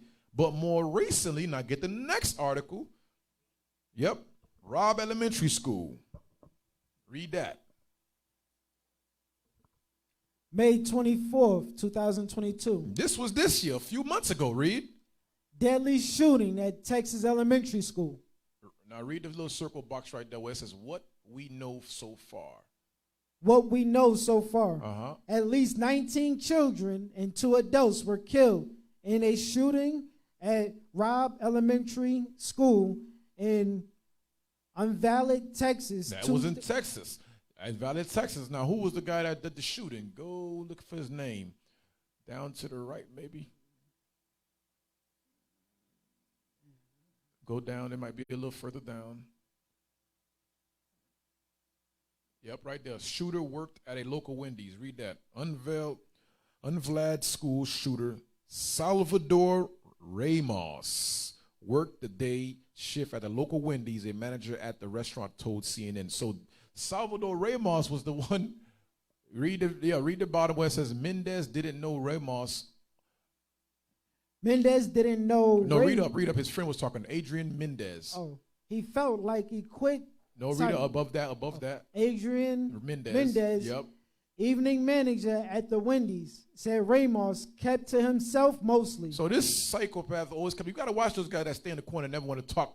Bishop be saying, they say, I don't know, something wrong with that guy. I don't come amongst the brethren to deal with him. But this dude always kept to himself, the manager was saying about his employee, which was Salvador Ramos. Read. He felt like the quiet type. The one who doesn't say much. He didn't really socialize with the other employees. Mendez said he just worked, got paid, and came in to get his check. So this dude killed 19. How many I said? Go back to how many people he killed. How many you said? You're right there to the top. What we know so far. Read that again. At least 19 children and 2 adults were killed. So we're showing you school shootings throughout the years from 2012, 2018 to now this year, 2022. So we're showing you that these school shootings is one thing, but there's levels to it now. There's levels to it. Now give me Acts 19. Let's go to Acts 19 real quick. Now I'm going to show you we had schools. We had school. Let me speed up. We're going to speed up a little bit, so you got to read a little faster. Acts 19 and start at verse 8. Acts 19 and verse 8. And he went into the synagogue and spake boldly for the space of 3 months, disputing and persuading the things concerning the kingdom of God. Because that's what the custom of Paul. Paul always went to towns and the synagogues on the Sabbath day to teach the resurrection of Christ. Read. But when divers were hardened and believed not, but spake evil of that way before the multitude, he departed from them and separated the disciples, disputing daily in the school. Disputing daily in where? In the school of one Tyrannus. So I'm showing you we had schools. We had schools. So this is what Paul was disputing that. And that's what Hannah dropped off her son Samuel after weaning him for 3 years. Drop him off to school. So not going further in the history was showing you that we had schools. So Paul was going to these schools disputing daily amongst them. Now go to John 7:15. Now today, again, like I said, we don't have schools. Some of us probably have the means to do it. But what is our school? We got a homeschool our kids. John 7 verse 15. John chapter 7 verse 15. And the Jews marveled, saying, how knoweth this man letters, having never learned? You see that? What do you mean never learned? Meaning these Jews marveled. Why? Because these Jews were brought up in the schools. They was brought up in the schools of the Israelites, the sons of the prophets. Why? That's when they asking about Christ. How he know all this if he never learned? Why would they say he never learned? Because they never seen him in the schools. They just seen him start teaching at 12 years old amongst the lawyers and the chief men. And now here he is at a certain age still teaching. They're like, how he know this? Haven't never learned. Never learned what? Never learned where? In the schools. We just read it in Acts 19. They had schools. So now give me 2 Kings. And I think Bishop brought this out briefly in one of his classes. In the class he did in the Sabbath is a 1,000-year rest. He brought that out in that class briefly, I believe. All right, go to 2 Kings 2 and start at verse 2. Read a little quick. I'm showing you we had schools. We show you the New Testament. I'm going to show you the Old Testament. Read that. 2 Kings chapter 2 and verse 2. And Elijah said unto Elisha, tarry here, I pray thee, for the Lord hath sent me to Bethel. He sent me to Bethel. Read. And Elisha said unto him, as the Lord liveth, and as thy soul liveth, I will not leave thee. Read. So they went down to Bethel. Read. And the son of the prophets that were in Bethel came forth to Elisha and said unto him, knowest thou that the Lord will take away the master from thy head today? And he said, yea, I know it. Hold ye your peace. So we had schools, sons of the prophets of schools. That's the schools. He said we had schools in Bethel. Now go down to verse 4. Verse 4. And Elijah said unto him, Elisha, tarry here, I pray thee, for the Lord hath sent me to Jericho. Jericho. Now jump to verse 5. Verse 5. And the son of the prophets that were at Jericho came to Elisha and said unto him, knowest thou that the Lord will take away thy master from thy head today? Now jump down. Now we had schools in Jericho. Now jump down to verse 6. Verse 6. And Elijah said unto him, tarry, I pray thee here, for the Lord hath sent me to Jordan. So Jordan, we had, now jump to verse 7. Verse 7. And 50 men of the sons of the prophets went and stood to view afar off. And they too stood by Jordan. So Jordan. So we had schools in Bethel, Jericho, and we had school in Jordan. So it's showing you where we had schools. We taught our kids. We taught our generation to preserve it for the next generation. So we as a nation today have to do the same thing. Like I said, we might not be able to establish schools because we don't have the means to do it. But eventually we probably will be able to. But for now, we are to homeschool our kids. Still no excuse, because this is our duty to do it. Now, give me that video. Now, I showed you some articles at Sandy Hook, right? We saw you in Sandy Hook in 2012, 2018, where they was putting our kids to death.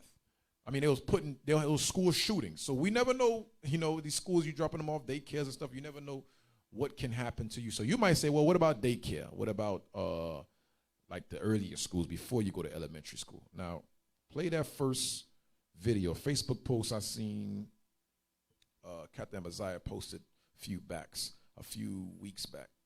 Play that video for me. The Facebook video. You got it? Yep, play that.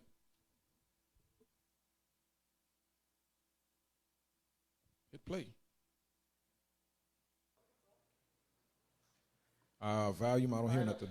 Oh, yeah, never. Yeah, leave it. It's good. Yeah, make sure you got the disclaimer.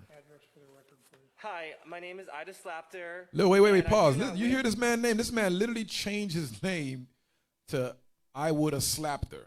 Ida Slapter. This is some wicked. How you know we in the last day? This dude say Ida Slapter. And you heard the judge call his name initially. Rewind it, bring it back, because so you don't think this man is. This is as a court. This is that's how you know it's a real name, because they called him as such. They're not gonna call you your alias or your hood name. Play it from the beginning again.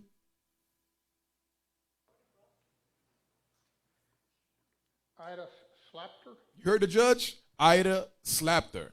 That's his name. What is his first name? His last name, Slapter. State your name, address for the record, please. Hi, my name is Ida Slapter, and I do not wish to state my address due to the situation going on because I don't want to be stalked and doxxed. I want to start off by saying Happy Pride Month. I hope all the homophobes are extra uncomfortable right now. Now, And this guy is I going to wanna get say real graphic, so if you got kids watching, be in mind, be warned, it's graphic, so he say crazy things. So I'm warning you right now, if kids are watching, you've been warned. Play. Drag queen. I'm originally from San Francisco, California, and next year I will be starting my teaching job where I will be teaching first graders. And one of the things that I'm going to be doing is I'm going to have drag shows. I'm going to have You hear what he said? Pause. I don't want to play the whole thing. This guy said, I'm going to try to be a first grader teacher, and I'm going to have drag shows. You hear this madness? This is what's taking place. This is in California, I believe. This is what's taking place in the world today. Not only that they're taking away history from you, but this dude is just one. Now, this is just one we've seen, but this is what's taking place in our kids' school. So if they're not going in there doing mass shooting, the curriculum they're teaching you is off. Now, go over to the next one. I'm going to speed up because I'm off the time. Go to the next one. I'm going to show you some more. The next one about the video on YouTube. I'm going to show you. It's getting bad. It's getting worse. This man said, I'm going to be a grace kid. He said, I'm going to teach them drag shows. This is what's taking place in the school. So that's why we have to get to the point where we got to teach our kids. We can no longer rely on the heathens to teach our kids. It's what the scripture, we go back to Ephesians 6 and 12 again. Read that again. This is what I'm saying, the spiritual battles we're up against. You be just so busy working and you're not thinking about your kids are being indoctrinated. Read that. Ephesians chapter 6 and verse 12. For we wrestle not against flesh and blood, but against principalities, against powers, against the rulers of darkness of this world, against spiritual wickedness in high places. So this the high place right there. This brother say, this Edomite said, I'm going to do drag shows and teach kids. Now give me that library video. Play that. Oh, you ain't got it? Okay. Got to speed it up. Yeah, play that. Now, this is in California. This is a library. Play that. Doors burst open. The king and queen walk through. There's our precious daughter. If they did not know what. Wait a minute. What is taking place here? What is going on? Big bad puppy. This is your kindergarten daycare. Now listen to this. This might be Northern Kingdom. I don't know if she Edomite or what, but this might be Northern Kingdom. This is some wicked stuff here. Play it. Is really just people reading books to kids. There's nothing. Drag queens reading books to mission. kids. It is nothing more than having someone come in, read books to children, and make them feel welcome and included. This is our school system. This is what's I'm telling you, it's gonna get worse. I remember learning how to walk, but it was with these shoes on. Friends the news. It turns out I'm not a narwhal. And I never had specifically, like for myself, like a role model or someone to look up to at an early age to say it was okay to be gay. All right, I'm done with this. Take this abomination out of my. Give me Leviticus 20 and 13. Leviticus 20:13. I'm going to show you, man, hey, this world is coming so bad. It's like this is why homeschooling or teaching your kids is very vital. It's very important. I'm showing you. Yeah, Leviticus 20:13. Let's see what the law say about this abomination. Read that. Leviticus chapter 20 and verse 18. And if a 13. Yeah, 18 you are? Yeah, you could read that. Leviticus chapter 20 and verse 18. And if a man shall lie. Verse 13. Verse 13. If a man also lie with mankind as he lieth with a woman, both of them have committed an abomination. Read. They shall surely be put to death. So the Lord only, that's a law against sodomy. Now, give me that in Psalm 78 and 5. Psalm 78 and verse 5. I'll show you we have to teach our kids, and this is our duty, because these schools, not only there's mass shooting taking place, but there's also curriculums being altered and changed. And now they got drag queens teaching our kids in these schools, elementaries, daycares, high schools, whatever. Read that. Psalms chapter 78 and verse 5. For he established a testimony in Jacob and appointed a law in Israel, Read. Which he commanded our fathers, that they should make them known to their children. To make them known to their children. Read. That the generation to come might know them, even the children which should be born. Who shall arise and declare them to their children? You see that? So letting you know the wives' role is to teach the kids. Our role is to teach our youth. Why? And we're supposed to make it known to their children. We can't allow the heathens to do it because they're not going to teach them the truth. They're going to teach them and train them up on the state of the world. Now, is that saying not to get certain skill sets, certain trades that we can? No, we're not saying that. You can get that, but but understand you getting that just to build your nation, to help your people, not to just maintain the state of the world. But I'm showing you we got to get out of these school systems now. I'm gonna close it out soon because it was my time. So let me there's a lot more I could go into, but I'm not gonna be able to get to it. Let's get that another article. One more article, then I'm gonna close it out. Yeah. I ain't gonna be able to get through all this stuff. It's too much. Yeah, socialization. No, we're gonna skip the police in Texas. We're gonna skip that. Socialization. Now, I like this article because it shows you the evil communication on different levels of Esau. This is the spiritual places and this is the spiritual wickedness in high places. Now, Deacon Joshua brought this out last Sabbath in his class. I forgot the name of the class. I think it goes the part 2 of his class. It say the strengthening the simple mind and adamant harder than flint part 2. And this was so heavy stuff. I don't know if people missed it, but read the agents of socialization. We ain't gonna read all that, but read the agent of socialization. Socialization is the process by... No. Agents of socialization. Agents of socialization.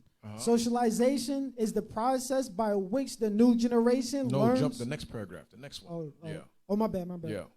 Include people such as family, friends, and neighbors, social institutions such as religion and school. You hear that? Agents of socialization includes family, friends, neighbors, school institutions such as religion and school. Read. Consumption of mass media. Consumption of mass media. Read. Twitter, Instagram, YouTube. Read. An environment that involves interaction with other people, such as sports. Such as Greekish fashion. We just read in Maccabees. Sports. Read. Teams. And the workplace. So now I'm going to deal with 2 of those things. We're going to deal with family and we're going to deal with school. Now, go to the graph and read the word family. Read the first one, family. Let's deal with family first. Read that. Family, language, acquisition, relationships, rules, initial social interaction, morals, role models, behavior. Now, family can be the one that's not repentant. A lot of times, a lot of us like to drop our kids to some of these houses, the schools that are not repentant.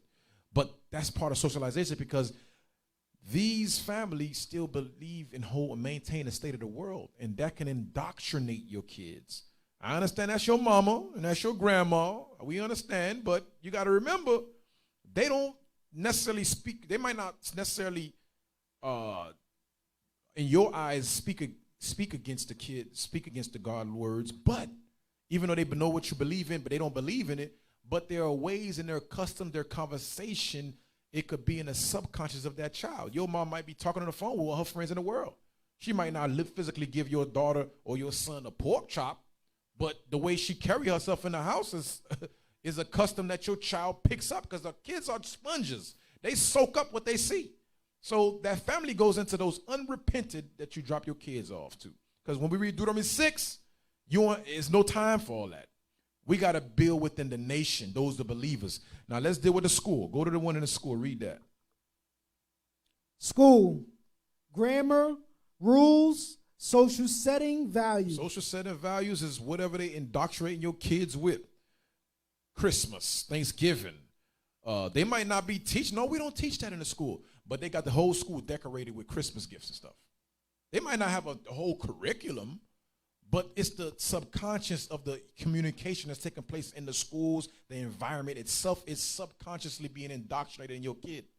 And then you wonder why, well, where did he learn that from? I never taught him that. You dropped him off at auntie house that don't believe every other month or every summer because you want to travel with your husband or Lord, whatever, instead of dropping off with a believer, and then you realize over time he start picking up traits. Like, where did he learn that from? Or where did she pick that up from? I never taught her that. We go to Sabbath every week, which is one day, by the way, one day out of the week. But the other, 6 days, what are you doing? They're being dropped off in these daycares, these schools, and these unrepentant family member houses. Yeah, read that. Religion. Let's get religion. I'm showing you the socialization of the way they indoctrinate your kids. They might not be able to get you in the school system, but they say, okay, I'm going to get them through the family members because they family don't believe. But they believe in it. They maintain the state of the world. Read. Religion, values, love for others, meaning of life, guidelines on how to live. On how to live. This is the religion. That's our religion. That's the religion of the state of the world. So let's get that. First Maccabees 2:21, I think it is. Yeah, 2:20. Read that.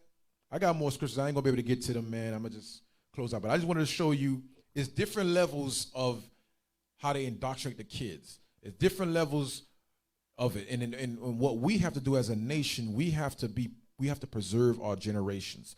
That's how we're going to be confident enough to, if we pass, we know that our seed will hold the line. Like the scripture says, and he building himself an avenger in Sirach 30. Read That's that. Right. First Maccabees 2:20.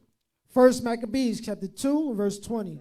Yet will I and my son and my brethren walk in the covenant of our fathers. Read. God forbid that we should forsake the law and the ordinances. Read. We will not hearken to the king's words to go from our religion. To go from our religion, which is the laws of God and the covenants of our fathers. Read. Either on the right hand or the left. So when you go back to the article, it says their religion is they value, love for others, meaning of life, guidelines on how to live. That's why we got to go with our forefathers say, because their ways and their religion is the customs and their pagan holidays and their ways of. Remember that back in the days, the Northern Kingdom, Native American, there was order schools. You think that's any different from today? It ain't different. They might have watered it down a little bit to make you feel involved, but they still got personal education, which is, what is it, PE? Physical education, I mean. PE, that's the Greekish fashion. They train your kids, soccer, football. These are the socialization they're indoctrinating your kids with. And now you wonder why they're so involved and want to be, how do you say, they want to be assimilated to the world. They're like, why we don't do that? Say it in the mic. Oh, with the drag queens that we seen in the video, they're teaching the kids to love drag queens and to accept it. That's the evil community. Give me that. 1 Corinthians 15, I think 33 or verse 40. Last scripture we're going to close out. That's what the soldier just said. That's the point. The drag queen might not be teaching you to be a drag queen, but the fact that they are dressed up as such, it's the evil communication. That's the spiritual wickedness. That's the spiritual warfare. Read that. 1 Corinthians chapter 15, verse 33. Be not deceived. Evil communication corrupt good manners. So when you drop your children off these school systems and these unrepentant family members, don't be shocked. We're not saying ain't you do what you do. Don't be shocked when they pick up traits and customs you didn't teach them, because socially or subconsciously it's being seared in their mind. And that's what we bring it out today. Read on. Evil communication. But be not deceived. Evil communication corrupt good manners. Awake to righteousness. Awake to righteousness, read. And sin not. For some have not the knowledge of God. I speak this to your shame. Why? And it would be our shame if our kids are accustomed that way. Why? Because we didn't pick the precautions. We didn't endure the diligence and the preserving of our kids to keep that hard task. It's not easy. I understand. That's why I say it's a nation thing. It's a revolutionized nation, not a revolutionized individual two-parenting. It's a nation building. So I'm going to close out. I got more. I might have to do it part 2, but with that, Israel, we're going to close out. It's my time. So shalom, Most High Christ bless.